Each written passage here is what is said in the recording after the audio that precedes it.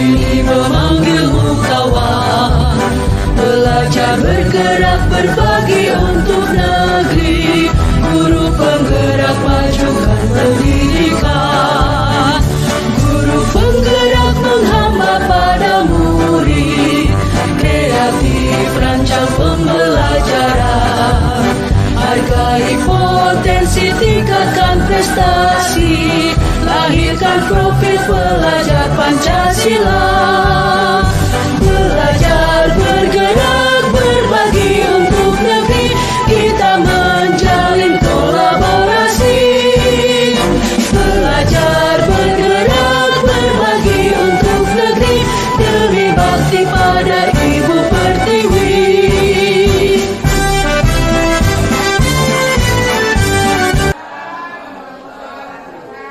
Selamat pagi semuanya, rekan-rekan guru sekalian yang ada di ruangan ini. Yang terhormat Kepala Sekolah beserta rekan guru SDN 02 Batang Tarang.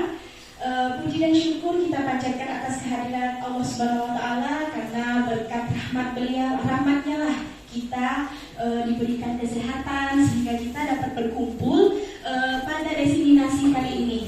Nah, mungkin sebagian dari Bapak Ibu ini masih ada yang bingung ya, atau tidak tahu kok kita dikumpulkan di sini, ini ada apa?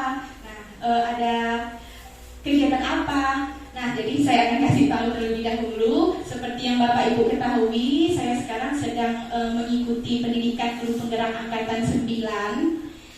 Jadi kami telah menyelesaikan satu modul untuk saat ini. Dalam satu modul ini ada 4 subbagian, dan pada bagian terakhir ini kami diminta melakukan aksi nyata. Nah, aksi nyatanya itu berupa desiminasi kepada rekan-rekan guru di sekolah. Tujuannya apa? Tujuannya desiminasinya tentang atau menyebarkan pemahaman dan penerapan budaya positif melalui disiplin positif ya. Apa sih tujuannya? Kok harus dilakukan dan melibatkan rekan-rekan guru sekalian? Jadi tujuannya tidak lain supaya saya dan Bapak Ibu sekalian, kita semua bisa berkolaborasi mewujudkan yang namanya budaya positif di sekolah kita. Nah, sasarannya apa? Di sekolah kita, siswa kita. Nah, makanya pada aksi nyata kali ini melibatkanlah Bapak Ibu yang ada di sekolah ini. Nah, baiklah, materi kali ini yaitu tentang penyebaran pemahaman dan penerapan budaya positif melalui disiplin positif. Sebelumnya saya mohon maaf terlebih dahulu, izin dulu Bapak Ibu, atributnya lupa dipakai.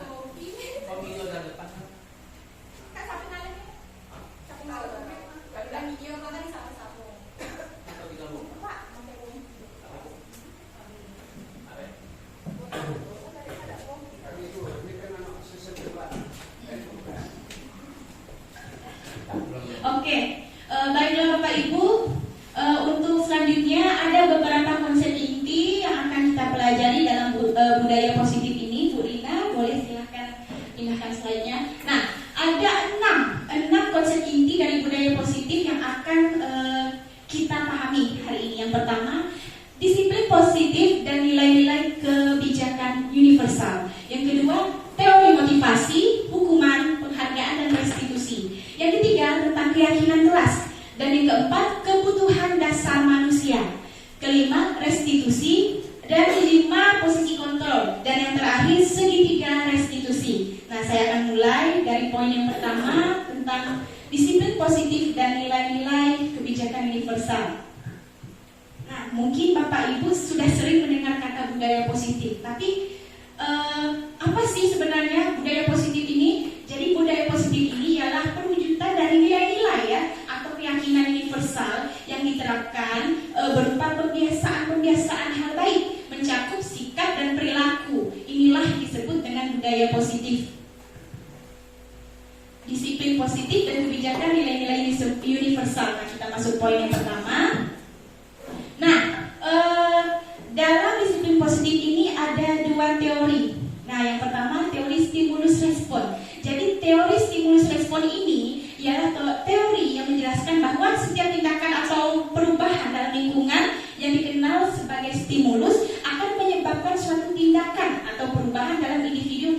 sebagai respon. Jadi pada teori ini kita beranggapan bahwa apa yang terjadi dari luar, dari lingkungan itu akan berpengaruh terhadap kebiasaan kita, tindakan kita. Nah, itu akan membawa kita menjadi pembentukan suatu kebiasaan. Nah, selanjutnya teori kontrol. Teori kontrol adalah sebuah teori yang menjelaskan bagaimana individu merespon terhadap perasaan diri dan lingkungannya. Teori ini berfokus pada bagaimana individu mengevaluasi situasi atau mengambil tindakan yang diperlukan untuk mencapai tujuan mereka. Nah, sebelumnya coba saya mau minta Bapak Ibu sekalian, kita coba cobalah buka. Nah, jadi Bapak Ibu dengan pasangan yang di samping, genggam salah satu dari Bapak Ibu genggam tangannya, salah satunya saja ya. Lalu teman yang di sebelahnya itu mencoba untuk membuka genggaman tangan temannya. Entah bagaimana caranya, mau digelitik kah atau mau dipukul, tapi jangan kuat-kuat ya. Nah, berusaha mencoba membuka genggaman dengan tangan temannya itu. Ayo coba, bisa tidak? Bisa tidak nih Bapak Ibu? Ya, satu saja yang genggam. Coba, entah caranya digelitik kah atau dipukul kah? Dipukul sedikit, dicubit sedikit saja boleh ya. Gimana? Gimana? Sudah? Ini berkaitan dengan yang namanya teori kontrol ya. Berkaitan dengan teori kontrol. Nah, saya mau tanya, ada yang bisa menggambarkan apa sih sangkutannya dengan yang kita lakukan tadi? Ayo coba buka. Apa sangkutannya dengan teori kontrol? Ada yang bisa kira-kira membayangkan sedikit? Berusaha membuka ya. Nah, jadi salah satunya boleh dilanjutkan Bu Rina. Dalam teori kontrol ini ada dua jenis ya, atau terbagi menjadi dua subbagian lagi. Nah, yang pertama teori kontrol internal. Internal berarti dalam diri ya, dalam. Artinya dalam. Teori kontrol internal adalah proses di mana individu merasa bahwa mereka memiliki kendali atas situasi dan dapat mengubahnya sesuai keinginan mereka. Hal itu ditunjukkan dengan Bapak Ibu dengan pengaruh dari luar mampu tidak mengendalikan dirinya untuk tetap menggenggam tangannya. Nah, jadi itu menunjukkan bahwa teori kontrol itu ada pada diri kita sendiri, bukan orang lain yang mengontrol diri kita. Hanya kita sendiri yang bisa mengontrolnya. Mampukah kita menahan rangsangan dari luar atau tidak mampunya kita ditunjukkan dengan dibuka atau tidaknya tangan, genggaman tangan tadi? Itulah teori kontrol internal. Dan selanjutnya ada teori kontrol eksternal, di mana adalah proses di mana individu merasa bahwa situasi di luar kendali mereka dan harus merespon terhadapnya. Nah, ini kebalikan dari internal ya, eksternal berarti dari luar. Lanjut Bu Rina. Nah, ini ada perubahan paradigma stimulus respon ke teori kontrol. Nah, jadi ada ahli mengatakan jika kita ingin membuat sebuah kemajuan, maka perlahan-lahan ubahlah tingkah laku kita. Tetapi jika kita ingin mengubah tatanan utama, maka kita harus merubah cara pikir kita, paradigma kita. Nah, dari stimulus respon, kenapa kita harus berubah dari pandangan stimulus respon ke teori kontrol? Yang pertama, coba Bapak Ibu bisa lihat kan? Realitas kebutuhan kita sama kalau menurut teori stimulus respon. Tapi menurut teori kontrol, realitas kebutuhan kita itu berbeda. Sama sekali berbeda. Setiap orang tidak mungkin sama ya. Nah, lanjut. Semua orang melihat hal yang sama menurut stimulus respon. Tetapi menurut teori kontrol itu, setiap orang memiliki gambaran yang berbeda-beda. Baik dari segi pandangan Bapak dan Ibu dan saya tentunya tidak akan sama. Nah, selanjutnya kita mencoba mengubah orang agar berpandangan sama dengan kita. Itu menurut stimulus respon. Tetapi teori kontrol kita berusaha memahami pandangan orang lain tentang hal tersebut atau tentang dunianya. Jadi kita tidak bisa memaksakan bahwa pandangan kita harus sama terhadap orang tersebut. Dan selanjutnya perilaku buruk dilihat dari sebagai suatu kesalahan. Ini menurut stimulus respon ya. Namun teori kontrol mengatakan semua perilaku memiliki tujuan. Nah, setiap kita berperilaku pasti ada tujuannya. Apa penyebabnya? Selanjutnya orang lain bisa mengontrol saya. Nah, tapi teori kontrol hanya Anda sendirilah yang bisa mengontrol diri Anda. Contohnya pada permainan bukalah tadi. Nah, tergantung kita mengontrol diri kita. Mampu tidak kita menahan rangsangan dari luar untuk menahan genggaman tangan tadi.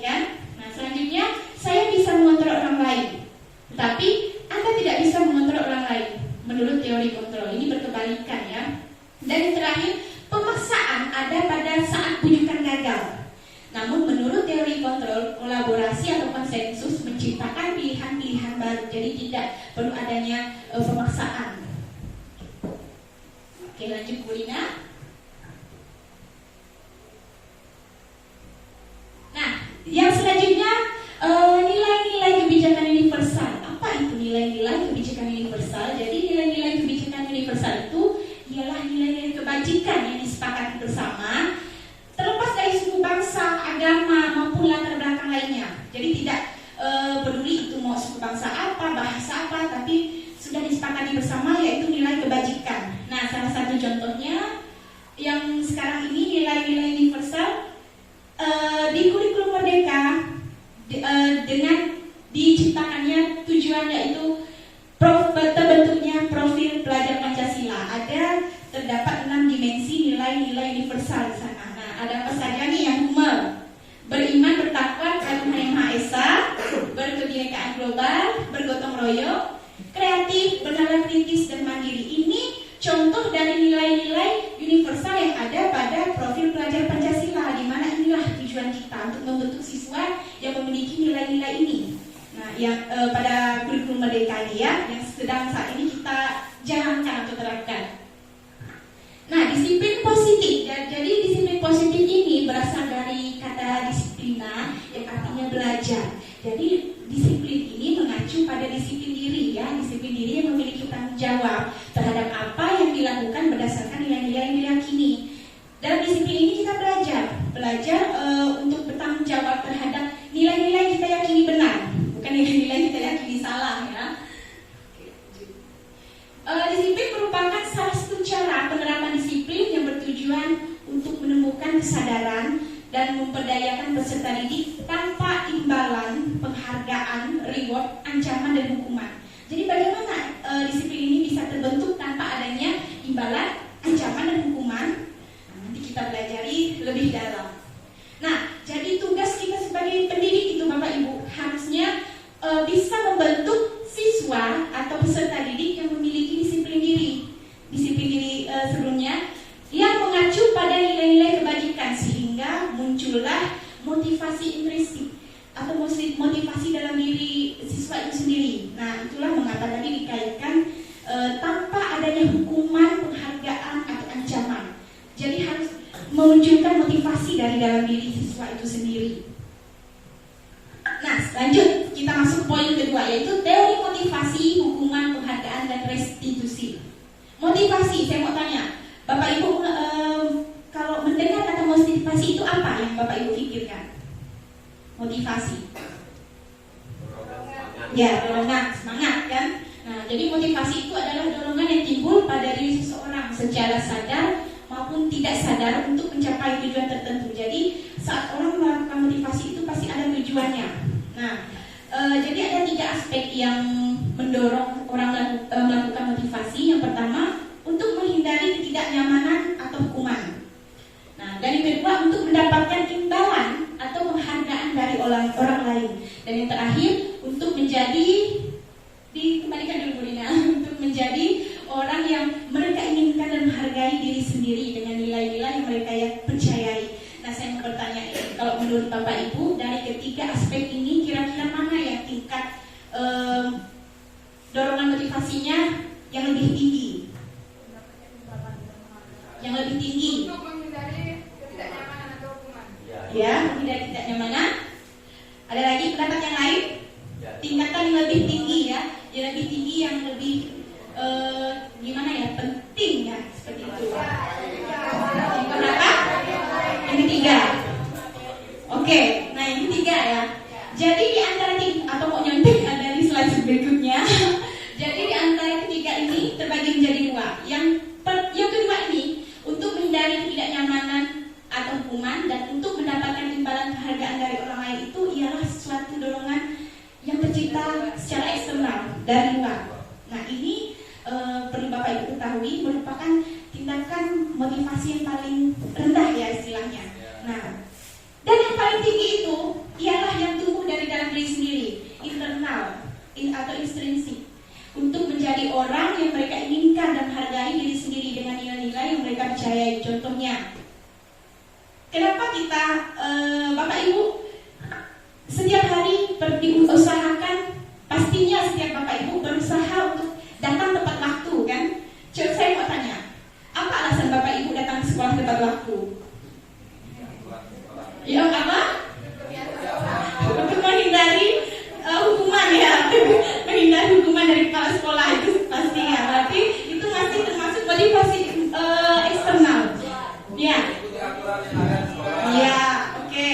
mengikuti aturan itu kan menghindari ketidaknyamanan kan. Nah, termasuk yang eksternal. Iya, jadi kita harus merubah paradigma kita. Saya melakukan ini karena saya ingin menjadi diri sendiri, karena saya sebagai guru ini adalah contoh dari siswa. Nah, jadi pemikiran kita itu harus berdasarkan motivasi dalam diri kita sendiri, karena ini motivasi tingkat tinggi ya. Nah, jadi kita harus merubah paradigma kita bisa mencapai level ini. Oh, kalau saya datang terlambat nanti bagaimana siswa saya melihat saya? Karena saya adalah tauladan bagi mereka di sekolah. Makanya saya akan berusaha untuk selalu datang tepat waktu supaya bisa jadi diri sendiri dan menjadi contoh yang baik bagi siswa. Itulah contoh motivasi internal. Nah, salah satunya ya contoh kecilnya. Nah, jadi saat ada terjadinya pelanggaran atau masalah, kita harus mengkaji apa-apa saja hal yang kita lakukan, untuk menyelesaikan masalah tersebut. Nah, ini ada hukuman, konsekuensi, dan restitusi. Ya, saat terjadinya masalah, ada pilihan. Yang pertama hukuman. Jadi hukuman itu Bapak Ibu sifatnya tidak terencana, tiba-tiba. Itu disebut hukuman. Murid tidak tahu apa yang akan terjadi, tidak dilibatkan dan bersifat satu arah, hanya guru yang menentukan. Berupa hukuman fisik ataupun psikis, dan biasa hukuman verbal atau non verbal. Contohnya, saya kasih contoh. Pada saat belajar di kelas ada siswa yang ribut sekali. Lalu kita, kamu, ayo maju di depan, kerjakan soal nomor 2. Nah, dia nggak tahu itu udah termasuk salah satu hukuman karena sifatnya tiba-tiba, tidak terencana, ya. Murid juga tidak tahu hukumannya ternyata disuruh mengerjakan soal di depan. Itu salah satu contoh kecil dari hukuman. Selanjutnya ada konsekuensi. Nah, konsekuensi ini bersifat terencana atau sudah disepakati sesuai aturan bersama.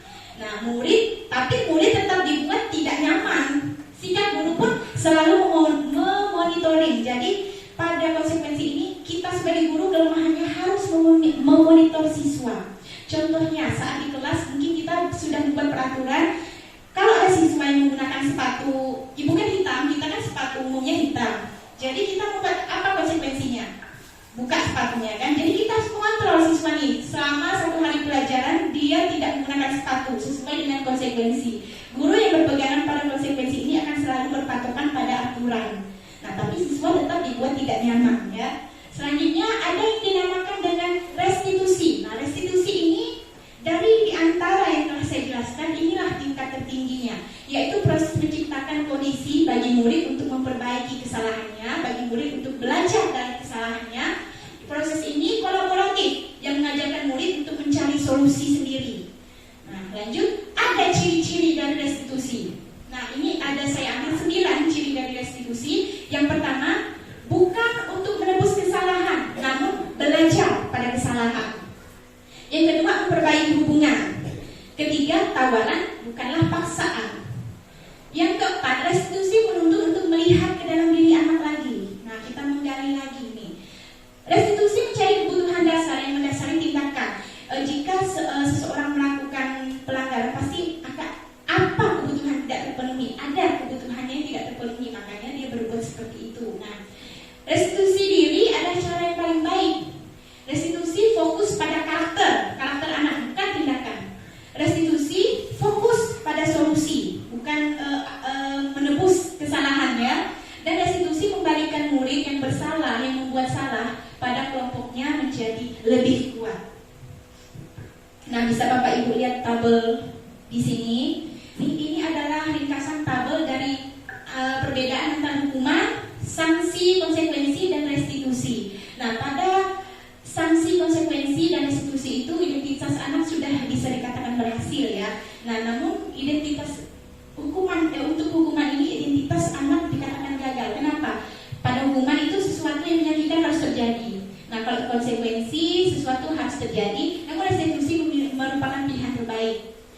Tidak nyaman untuk murid anak dalam jangka waktu panjang, ini pada hukumannya. Namun pada sanksi konsekuensi tidak nyaman untuk murid anak jangka waktu pendek, dan restitusi menguatkan untuk murid anak dalam jangka waktu panjang. Ini ada perbedaan ya. Nah, korban bisa diabaikan, sedangkan pada restitusi korban mendapatkan ganti. Murid atau anak akan tersakiti pada hukuman, apalagi kalau kita menggunakan hukuman fisik, sudah pasti itu. Murid anak dibuat tidak nyaman kalau konsekuensi ini. Yang restitusi, murid akan mendapatkan penguatan kembali setelah mereka mempelajari kesalahan dari dirinya. Yang terakhir, selanjutnya perilaku pasif atau agresif meningkat. Sanksinya, oke, Ibu sih. Penguatan hanya bertahan dalam jangka waktu pendek dan restitusinya masalah terselesaikan atau terpecahkan. Sistem tidak akan berjalan bila murid tidak takut ini pada hukuman, dan pada sanksi memerlukan monitoring atau supervisi tadi seperti yang saya jelaskan. Namun pada restitusi murid belajar bertanggung jawab untuk perilakunya. Berlaku pada hanya sebuah institusi, tidak berlaku pada kehidupan nyata. Ini hukuman, membantu penerapan mengikuti peraturan dalam masyarakat. Restitusinya fokus pada pemecahan masalah dalam jangka waktu panjang. Dan selanjutnya peraturannya adalah kamu harus, itu kalimat yang kadang kita sebutkan pada hukuman. Namun kalau di sanksi atau konsekuensi, apa peraturannya? Kita kembali mengacu pada peraturan. Mampukah kamu melakukannya? Terima kasih. Namun pada restitusi, apa yang kamu yakini, apa yang bisa kamu lakukan untuk memperbaiki masalah. Jadi dia fokus belajar dari kesalahan, memperbaiki masalah. Dan yang terakhir, pada hukuman, murid atau anak membenci peraturan. Pada sanksi, murid anak menghormati peraturan, dan restitusinya, murid atau anak menghormati dirinya dan orang lain. Nah, selanjutnya kita masuk ke poin ketiga, yaitu keyakinan kelas. Mengapa harus disebut keyakinan kelas? Mengapa bukan peraturan kelas? Nah, mungkin saya yakin di sini ada beberapa bapak ibu yang sudah barangkali sudah menerapkan keyakinan kelas di kelasnya ya. Nah, selanjutnya Bu Rina. Nah, coba bapak ibu baca dulu nih dengan seksama. Ini sepintas ya. Kita bayangkan, mengapa kita memiliki peraturan harus menggunakan helm bila mengendarai kendaraan roda dua? Mengapa kita memiliki peraturan 3M, menggunakan masker, mencuci tangan, dan menjaga jarak 1,5 meter? Mengapa kita memiliki peraturan harus datang tepat waktu pada saat mengikuti pelatihan? Sekarang saya mau tanya, dalam 3 poin ini siapa yang membuat peraturan? Kita kan, atau kita yang mengikutinya sudah dibuat oleh orang lain? Sudah dibuatkan, berarti sifatnya satu arah kan? Kita mengikuti peraturan, tidak melibatkan kita, namun kita hanya terlibat untuk mengikutinya saja. Nah, jadi keyakinan kelas itu adalah atau berisi nilai-nilai atau prinsip-prinsip universal yang disepakati bersama, lepas dari suku, negara, bahasa maupun agama. Nah, jadi menurut Gosen, suatu keyakinan akan lebih memotivasi seseorang dari dalam diri. Seseorang akan lebih bersemangat untuk menjalani keyakinan daripada hanya sekedar mengikuti serangkaian peraturan. Jadi keyakinan kelas ini ialah suatu hal yang kita buat bersama, kolaborasi kita dan guru. Nah, bukan hanya guru saja bersifat satu arah, tidak. Ini sesuatu di awal dari nilai-nilai yang kita yakini dijadikan keyakinan kelas. Selanjutnya saya akan menjelaskan tentang cara membuat atau langkah-langkah pembentukan keyakinan kelas. Nah, ini pembentukan keyakinan kelas ini terdapat nilai-nilai universal dibuat dalam bentuk pernyataan positif. Jadi keyakinan kelas ini tidak ada kalimat negatifnya Bapak Ibu. Nah, ada tahapnya ya. Sedikit saja agar mudah diingat, tak perlu banyak, sedikit saja supaya kita dan siswa itu ingat. Sesuai dengan kondisi kelasnya dan atau sekolah sehingga mudah diterapkan. Dan semua warga sekolah, warga kelas dilibatkan saat membuat keyakinan. Kalau keyakinan kelas berarti siswa dan guru itu terlibat sama-sama membuatnya. Nah, ini dia langkah-langkahnya. Langkah-langkah pembentukan keyakinan kelas. Yang pertama, dimulai dengan kita tanyakan ide murid dulu tentang harapan dan masalah kelas mereka. Tanyakan kepada mereka, apa sih permasalahan yang sering terjadi di kelas? Nah, kadang dengan pertanyaan pemantik itu murid, lalu itu Bu, si itu sering begini, begitu. Lalu kita tanyakan, mereka pengennya kelas seperti apa sih? Nah, setelah itu masuklah ke explore ide dari murid untuk mencapai kelas impian. Biasanya pada tahap ini kita minta setiap siswa itu menyampaikan atau menulis lah ya satu yang mereka inginkan, tempel di depan kelas atau kita tulis. Misalkan salah satu siswa menulis harapan selalu piket tepat waktu atau selalu piket di pagi hari, tidak mengolok-olok nama orang tua, misalkan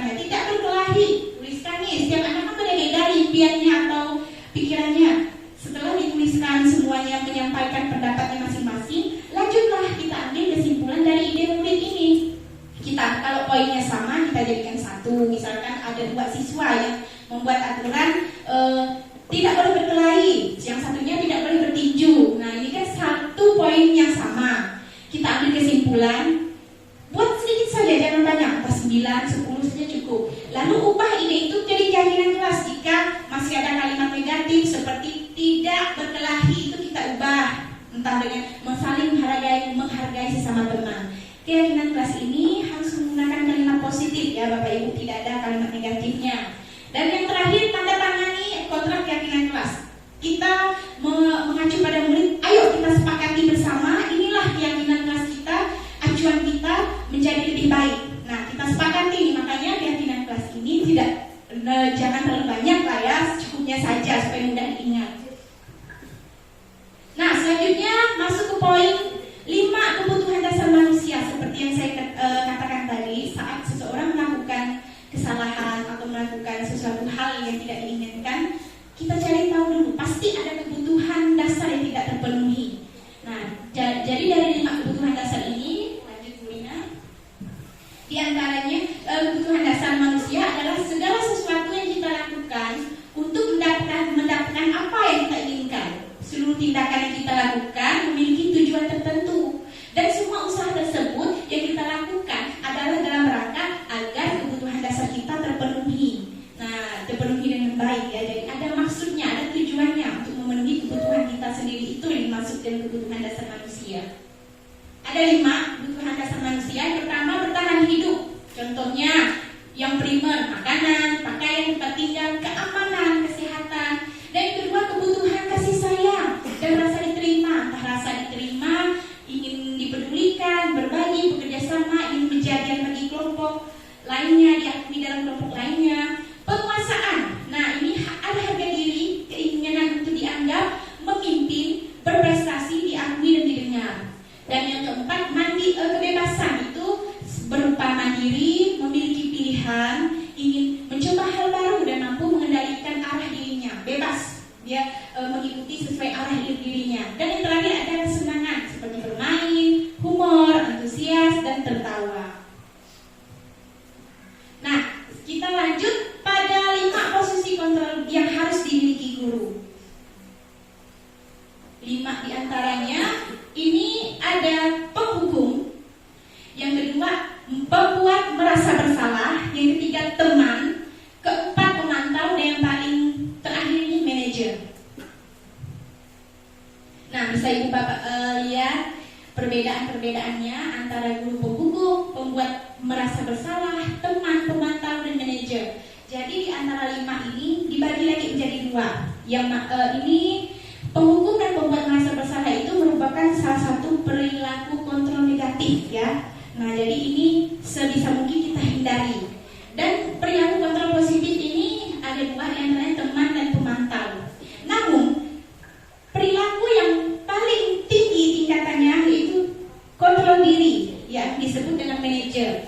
Ini perbedaan antara penghukum. Mari kita refleksikan lagi, sering berada di tingkatan mana kita? Apakah kita sering di posisi penghukum, pembuat orang merasa bersalah, teman, pemantau, atau manajer? Nah, kita refleksikan diri kita sendiri. Apakah kita sudah pernah nih sampai pada posisi manajer, atau seringnya pada posisi penghukum, atau hanya sampai pemantau saja? Kalau penghukum itu, guru ini berbuat menghardik, seperti menghardik, menunjuk-nunjuk, menyakiti. Nah, guru sering berkata, kalau kamu tidak mau melakukannya, saya akan ini ya. Nah, ini kata-kata penghukum, matanya melotot, tangannya kadang di pinggang kan. Nah, lalu hasilnya memberontak, pendendam, siswa akan menyalahkan orang lain. Tidak ada solusinya di situ. Dan yang selanjutnya, pembuat merasa bersalah. Itu si pembuat, si anak ini kita buat merasa semakin bersalah. Ini kadang dengan bahasa atau kalimat kita berceramah, menunjukkan kekecewaan yang mendalam. Kamu sudah mengecewakan ibu loh, kamu sudah mengecewakan bapak loh. Kok kamu begini sih? Ibu kecewa banget sama kamu. Nah, itu salah satu contoh kalimat positif pembuat merasa bersalah. Hasilnya apa? Menyembunyikan dan menyangkal, berbohong. Siswa itu akan berbuat seperti itu. Dan yang selanjutnya perilaku udah masuk kontrol positif, teman, posisi teman. Ini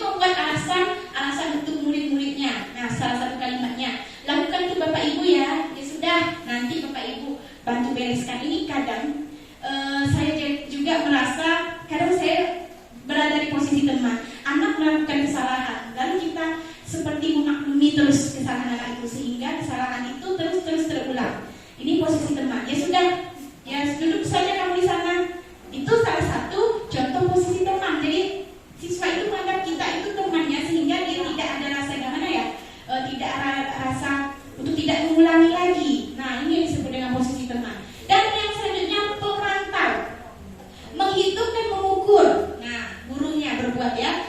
Contoh kata-katanya, apa peraturannya? Nah, tadi saya katakan pemantau ini selalu bertitik fokus pada aturan. Apa peraturannya? Apa konsekuensinya seandainya sanksinya yang akan kamu terima?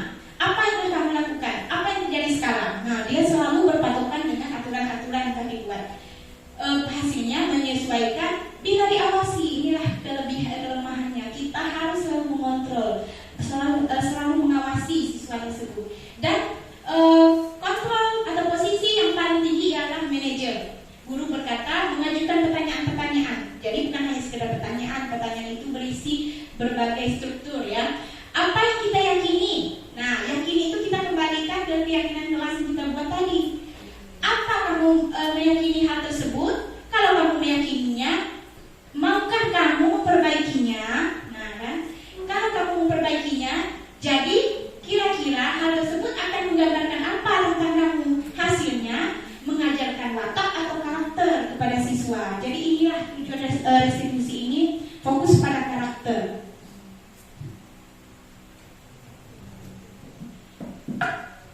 Nah, ini lebih detailnya lagi, mungkin bisa Bapak Ibu lihat saja. Kalau saya bacakan agak terlalu lama ya. Nah, tindakannya ada tindakan, ada contoh perkataan, akibat, pola perilaku, dan motivasi yang berkembang. Jadi motivasi intrinsik itu ada pada posisi manajer. Nah, untuk tindakannya juga sudah dispekkan masing-masing, bisa Bapak Ibu lihat. Nah, memang kita harus sebisa mungkin bisa sebagai pendidik mencapai posisi manajer ini ya. Karena apa? Mengembalikan siswa itu tidak membuat siswa itu merasa gagal telah melakukan kesalahan. Dia memperbaiki kesalahannya, belajar dari kesalahannya. Nah, jadi membuat perubahan karakter yang lebih kuat. Mau dibaca dulu ya Bapak Ibu ya, lihat dulu ya. Nah, ini saya bacakan salah satunya saja. Contohnya untuk penghukum, tindakannya memarahi, mengkritik, menyakiti, melakukan tindakan kekerasan, bisa verbal ataupun non verbal. Untuk membuat guru yang kedua, posisi pembuat rasa bersalah, itu bisa dengan guru mendiamkannya, menceramahinya, dan membuat dia merasa benar-benar bersalah. Nah, sehingga murid itu merasa benar-benar gagal. Dan yang posisi teman, guru ini sering melakukan pemakluman. Ya sudah, hidup sana. Akhirnya sering terulang kembali itu, karena dia menganggap ibu nanti itu pasti maklum. Nah, dan pemantau, pengawas, ini sering memantau, mencatat ini selalu dengan konsekuensinya, aturannya. Dan terakhir manajer, bertanya dan membuat kesepakatan. Makanya kenapa ada yang pertama poin keyakinan kelas, karena keyakinan kelas itu akan dihubungkan kembali dengan pertanyaan-pertanyaan pada posisi manajer. Nah, kira-kira kelihatan dari Bapak Ibu, kita coba mengidentifikasi nih. Ini ada pertanyaannya. Kira-kira yang pertama, saya kecewa sekali dengan kamu. Ini kira-kira posisi apa? Saya kecewa sekali dengan kamu. Kamu dapat Ibu kecewa? Penghukumkah? Pembuat rasa bersalahkah? Ya, pembuat rasa bersalah. Lanjut yang kedua, kamu tidak pernah benar melakukannya. Kira-kira apa nih? Siapa yang posisi apa nih? Hukuman, pembuat merasa bersalah, hukum, atau mau nyontek di slide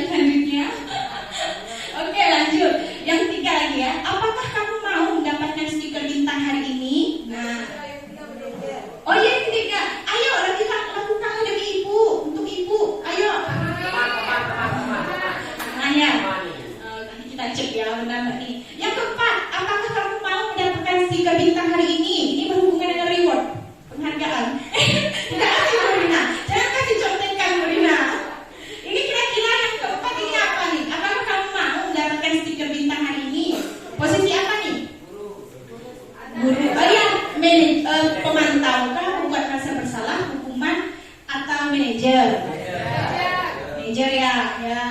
Lanjut, yang terakhir, kamu selalu saja yang paling terakhir. Lagi-lagi kamu pemantau, pembuat masa bersalah, manajer.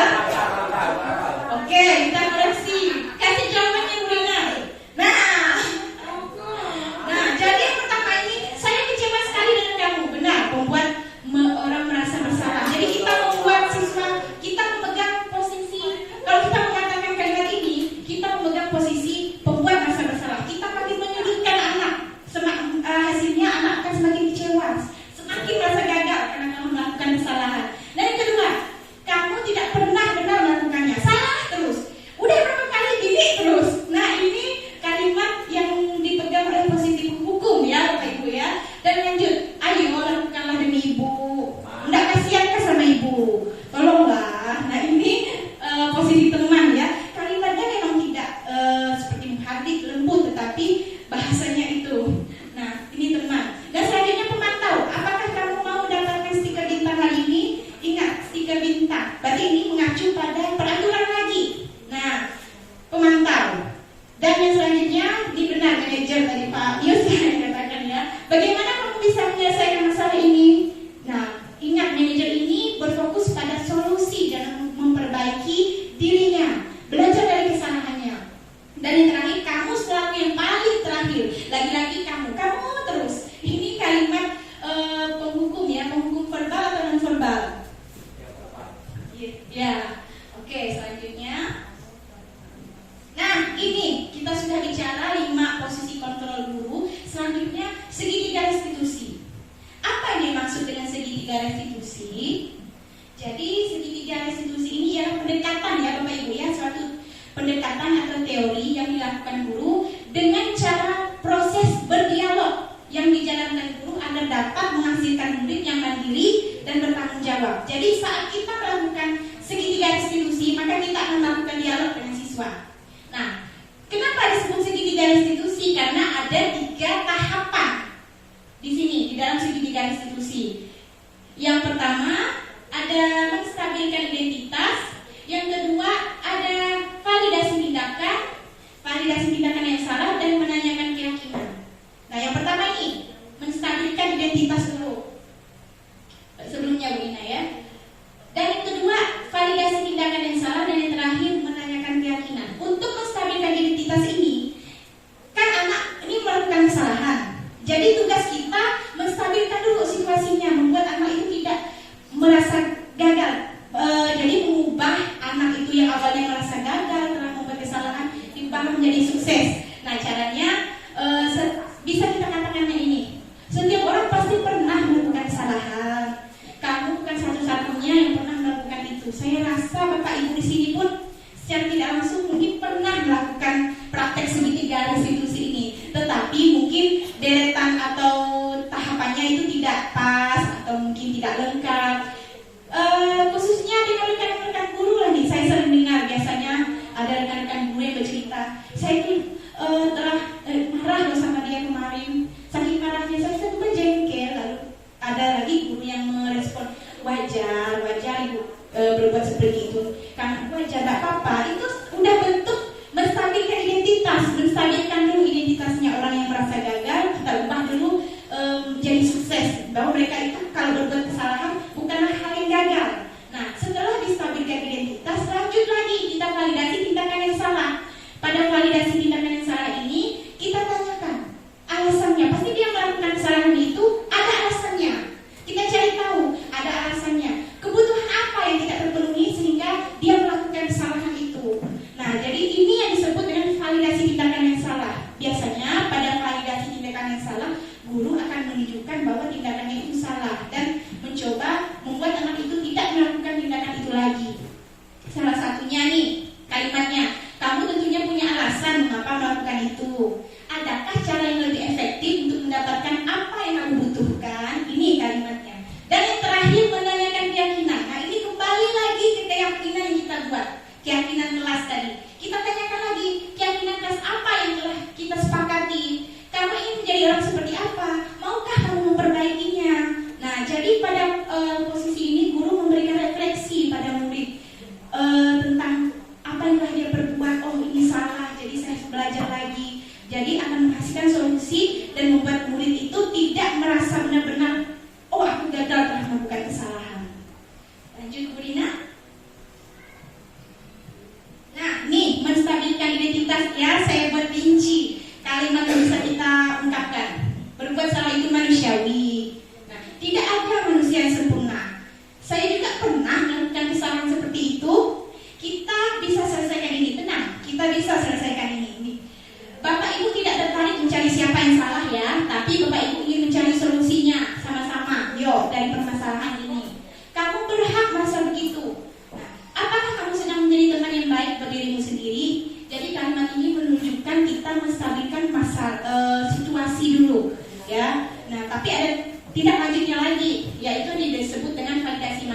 salah satu beberapa kalimat yang bisa kita lakukan, kita katakan, padahal kamu bisa melakukan yang lebih buruk dari ini ya. Nah, kamu pasti punya alasan, tanyakan alasannya mengapa dia melakukan ini. Kamu patut bangga pada dirimu sendiri karena kamu telah melindungi sesuatu yang penting buatmu. Kamu boleh mempertahankan sikap itu, tapi kamu harus menambahkan sikap yang baru. Ini validasi tindakan yang salah. Selanjutnya menanyakan keyakinan. Nah, apa yang kita percaya sebagai kelas atau keluarga? Apa nilai-nilai umum yang telah kita sepakati di keyakinan kelas? Ayo ingat dah, kemarin di keyakinan kelas kita buat peraturan apa? Ayo kita buat nilai-nilai apa? Nah, ayo bayangkan kita tentang kelas yang ideal. Kamu kok jadi orang seperti apa? Nah, ini kalimat yang bisa kita lakukan untuk menanyakan keyakinan. Lanjut Bu Lina.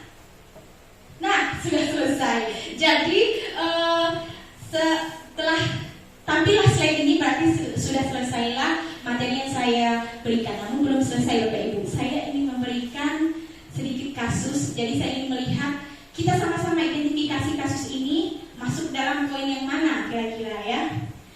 Oke, sebelum masuk ke Bu Lina, tahu kan slide yang mana? Nah, sebelum mulai saya ingin minta Bapak Ibu dulu. Saya mau tanya, kalau tertawa gimana bunyinya?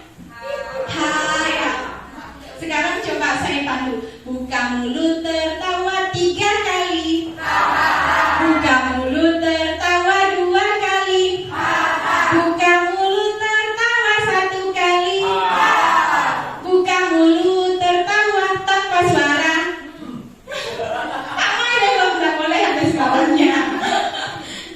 Bisa Bu Lina?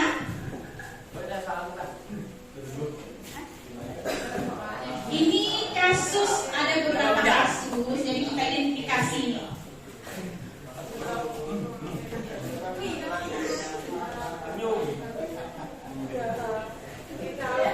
Sabrina ya, Sabrina. Putri Sabrina.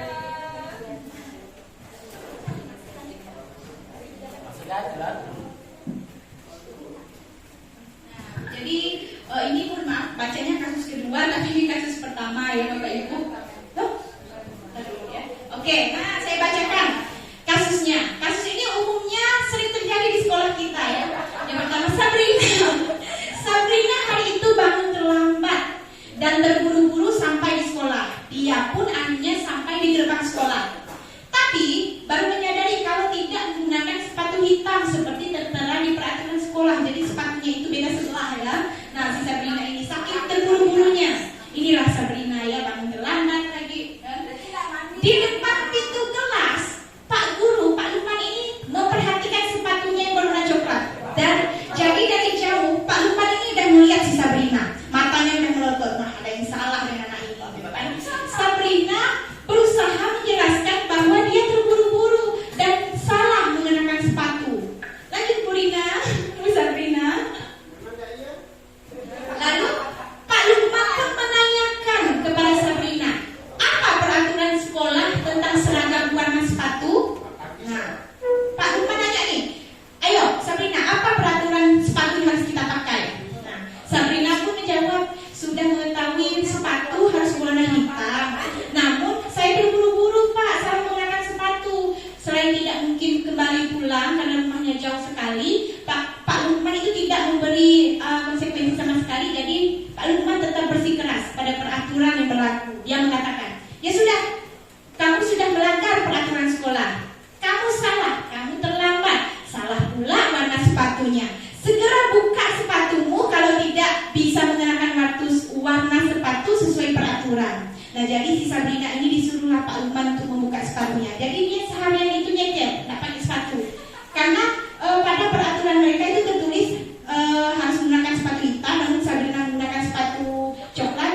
Jadi tidak, konsekuensinya buka sepatunya selama jam sekolah. Lanjut Bu Sabrina. Sabrina meminta maaf dan memohon kembali kepada Pak Lukman agar tetap dapat mengenakan sepatunya dan berjanji tidak akan mengulangi kesalahannya. Namun Pak Lukman tidak mau. Tidak, kamu telah melanggar peraturan sekolah. Kalau tidak sanggup ambil sepatumu di rumah atau diantarkan sepatu ke sekolah, ya sudah, kamu tidak bersepatu saja seharian ke sekolah, kata Pak Lukman. Ya, garam juga Pak Lukman ini.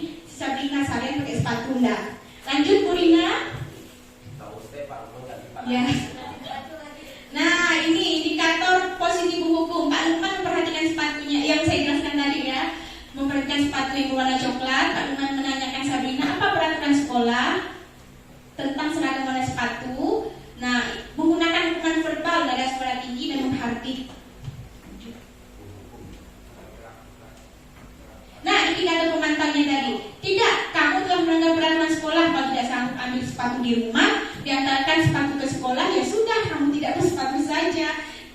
Berisi sesuai tindakan yang sesuai aturan, nada suaranya datar, dan tidak menunjukkan emosi berlebihan. Ini pemantau. Nah, bila Bapak Lukman mengambil posisi seorang manajer, apa yang akan dikatakannya? Pertanyaan seperti apakah yang akan diajukan ke Sabrina? Jadi, kalau kita sebagai guru mengambil posisi sebagai manajer itu, maka kita kaitkan dengan pendekatan segitiga restitusi. Yang pertama, tadi ada apa? Menstabilkan identitas. Ya, menstabilkan identitas. Coba buka semuanya, Bu Lina. Ya, menstabilkan identitas. Nah, kalau manajer itu sebisa mungkin kita kaitkan dengan segitiga restitusi ya. Nah, lanjut. Nah, menstabilkan identitas bisa dalam bentuk pernyataannya, selamat pagi Sabrina, apa yang terjadi denganmu pagi ini? Lalu Sabrina bilang, saya terburu-buru Pak. Oh baiklah, Bapak memaklumi keterlambatanmu pagi ini. Bisa menggunakan kalimat itu, tapi ada tindakan lanjutannya lagi. Jadi bisa dimaklumi, tapi ada tindakan lanjut lagi yang disebut dengan validasi tindakan yang salah. Nah, lanjut yang kedua, setelah menstabilkan identitas, kita validasi tindakan yang salah. Kamu tentunya punya alasan ya, mengapa kamu terlambat dan tidak menggunakan sepatu hitam. Nah, dijelaskan lagi kan, saya kesiangan Pak. Tanya, oh ya wajar sebab kamu terburu-buru ya. Nah, setelah memvalidasi tindakan yang salah, lanjut ke keyakinan kelas. Menanyakan keyakinan, apakah kamu ingat tentang aturan yang ada di sekolah? Ingat Pak, apa? Harus menggunakan sepatu warna hitam. Bagaimana cara kamu untuk memperbaiki hal ini sehingga kamu tidak datang terlambat lagi ke sekolah? Saya janji Pak, besok saya akan bangun lebih awal. Nah, ini solusinya. Nah, jadi dia belajar dari kesalahannya sendiri, memperbaiki kesalahannya sendiri. Itulah tujuan dari restitusi, segitiga restitusi ini. Lanjut Bu Rina. Next saja. Lanjut kasus selanjutnya. Kasus yang kedua ya.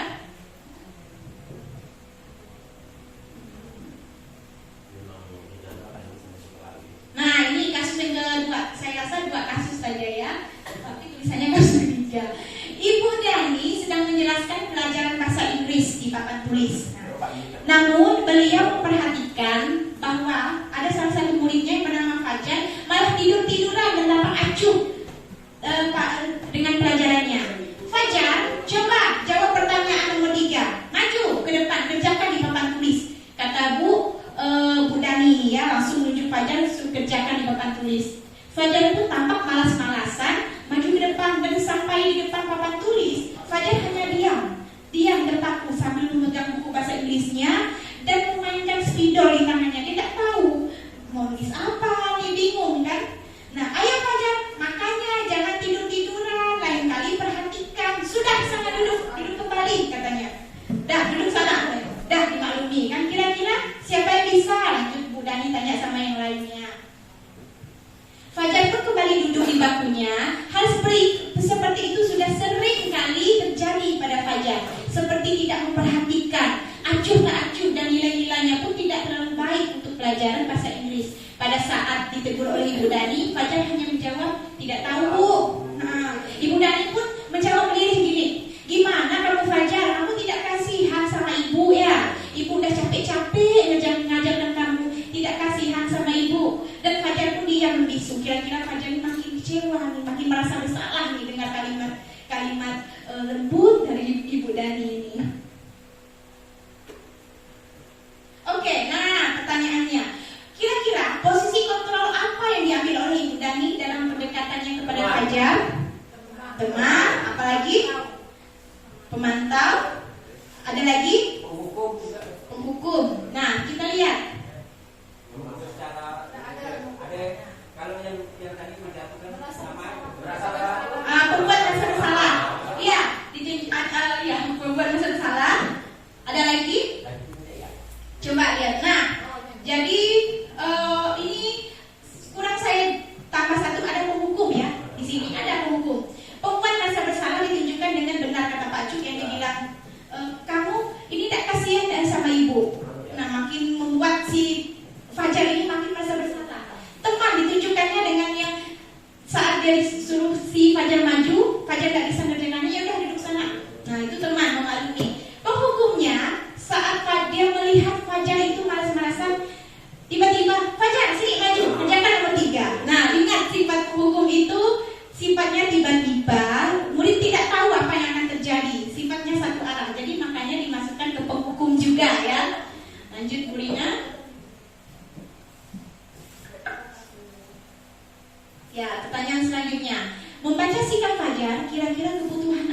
diperlukan oleh Fajar. 5 kebutuhan tadi. Kira-kira Fajar ini kebutuhan apa sih? Dia kan berbuat seperti itu pasti karena ada kebutuhan yang tidak terpenuhi. Apa saja kira-kira kebutuhan Fajar yang tidak terpenuhi kalau menurut Bapak Ibu?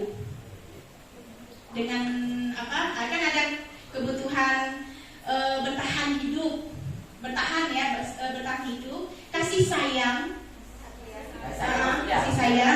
ya, penguasaan, kebebasan, dan kesenangan. Kira-kira ada apa saja? Kasih sayang, ya, penguasaan. Oke, lanjut Bu Rina. Nah, jadi kita bisa masukkan sedang. Nah, jadi ada kebutuhan kasih sayang diterima, bertahan hidup dan penguasaan. Wah, tepuk tangan nih, betul ya. Nah, jadi kebutuhan kasih sayang itu bisa kita lihat mungkin si Fajar ini butuh perhatian lebih dari gurunya. Nah, jadi makanya Fajar berbuat seperti itu. Mungkin dia ingin lebih diperhatikan lagi dan sebagainya. Bertahan hidup bisa jadi si Fajar ini sebenarnya tidak suka pelajaran bahasa Inggris. Jadi dia berusaha bertahan supaya dia itu tetap fokus ke pelajaran bahasa Inggris. Jadi kembali lagi pada kita, cara-cara kita.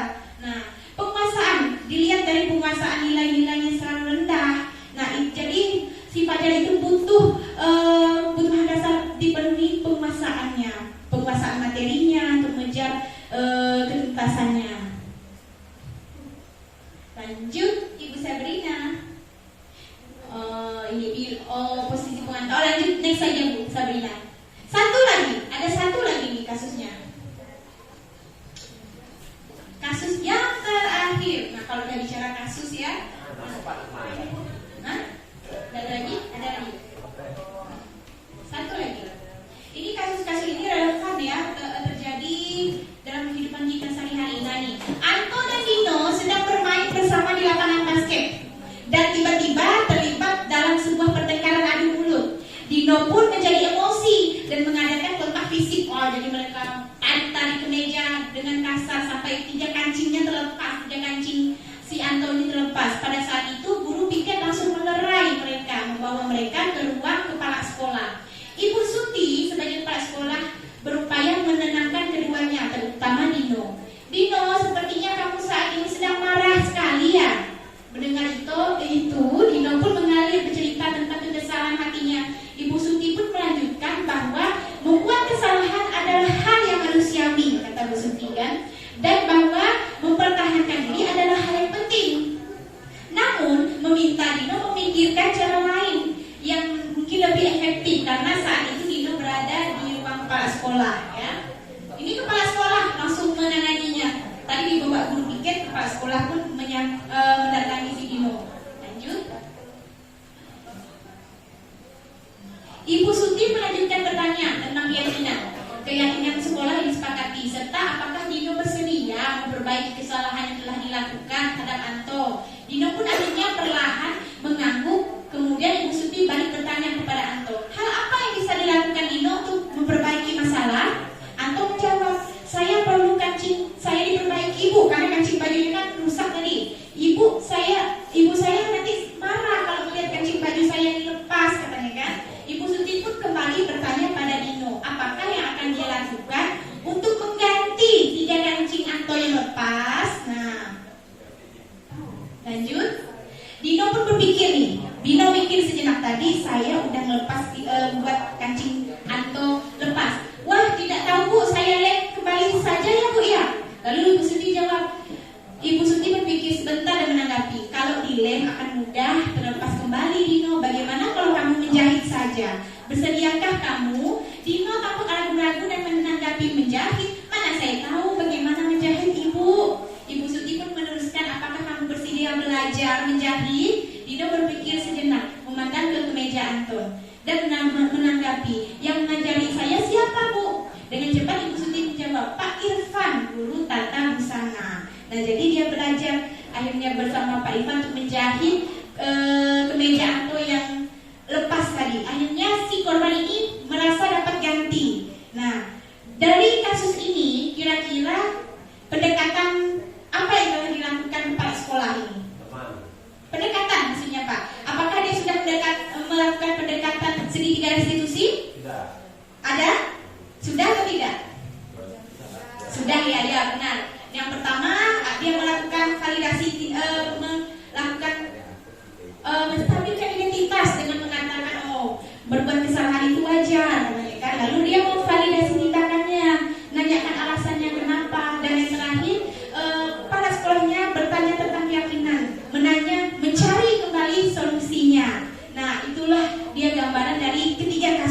tersebut. Nah, Bapak Ibu, inilah materi yang dapat saya sampaikan, di mana tujuan dari penyampaian materi saya ini supaya kita bisa melakukan atau berkolaborasi dalam menerapkan budaya positif ini, sehingga dapat menghasilkan murid-murid yang mempunyai disiplin diri yang tinggi, murid-murid yang memiliki jiwa atau nilai yang bertanggung jawab dan mandiri, sehingga tidak merasa gagal saat membuat kesalahan. Serta hal ini tujuannya supaya kita bisa mengkaji apa yang seharusnya kita lakukan saat ada murid melakukan pelanggaran.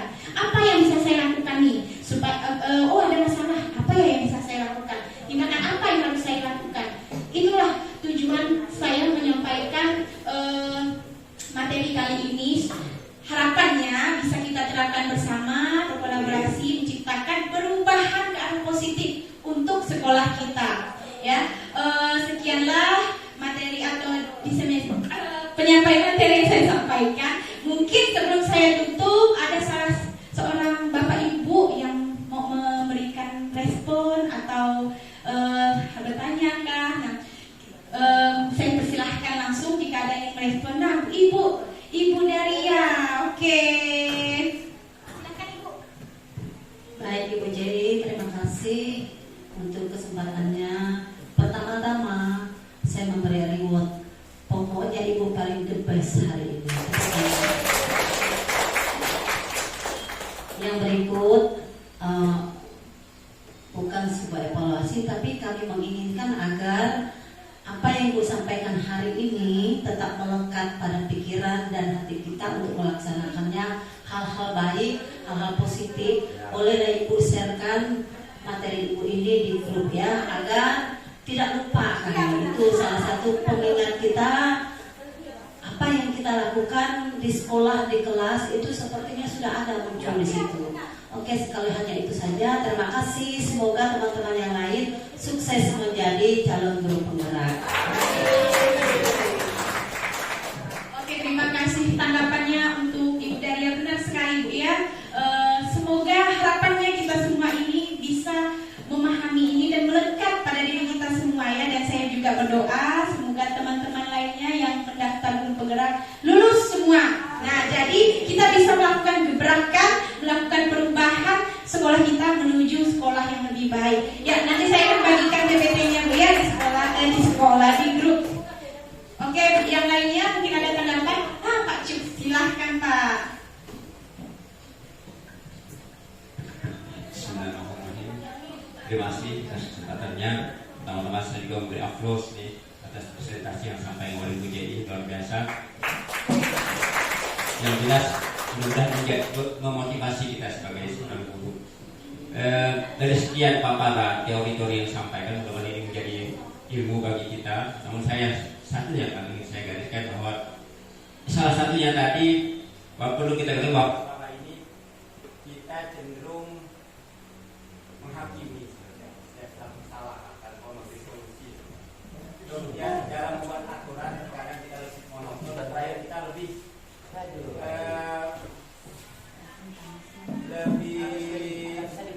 sebagai seorang guru terkadang bisa lebih mengarahkan kepada situasi yang kita harus mengikuti cara kita dalam aturan. Padahal seperti yang disampaikan dalam sebuah aturan itu buktinya kita juga pernah dengar teori-teori itu bahwa seharusnya melibatkan siswa dalam membuat aturan sekolah, sehingga ketika aturan itu dibuat dia sadar, wah aku yang membuat aturan. Bisa baik sama dengan sekolah ini. Kenapa anak-anak dengan mudahnya saja merusak mencoret? Karena dia tidak merasa memiliki, karena bangunan sekolah ini dibangun dengan uang pemerintah. Dia menganggap bukan uang nanti rusak diganti nanti. Tapi beda halnya ketika sesuatu itu dibuat dan dibangun dengan kerjasama dengan satu pengurus dan dia merasa ada keterlibatan langsung termasuk dalam hal membuat peraturan dalam kelas. Saya sepakat sekali mudah-mudahan bisa kita terapkan jika kita membuat aturan di dalam kelas, libatkan murid apa maunya untuk kita senang sekali. Karena kita jarang sekali membuat aturan, kita lebih kepada kita yang membuat aturan dan harus diikuti aturan saya sebagai guru kan biasanya gitu, kita lebih harus namanya satu arah tanpa memperhatikan pimpinan apa. Sehingga kalau nanti dengan juga disampaikan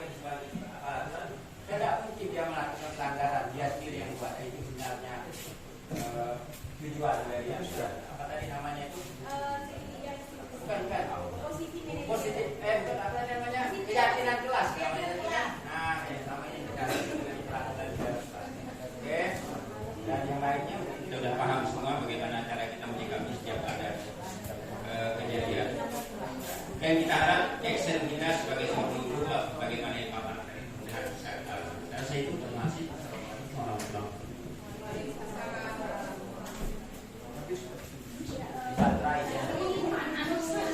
Tanggapan Pak Jo benar sekali ya. Jadi sekarang yang kita harapkan action kita, aksi nyata kita mulai kita lakukan dalam setiap situasi kita. Nah, perlu Bapak Ibu ketahui juga bahwa hal ini tidak bisa kita terapkan sendiri saja.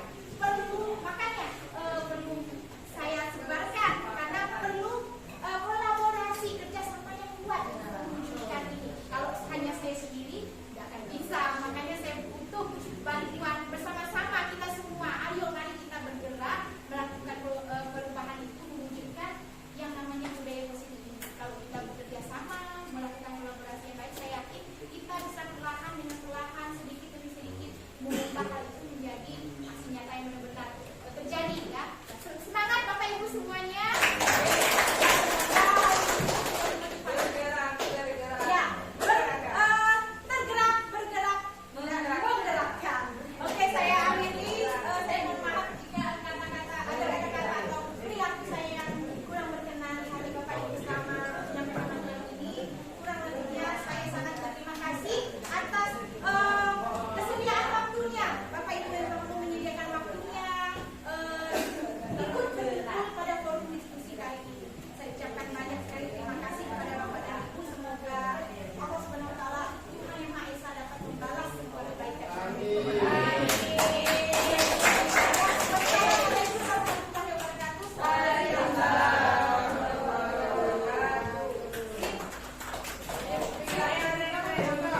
Menuju ke ruangan. Wah, Ibu, saya semua kita ada. Ah, iya boleh. 다 소중한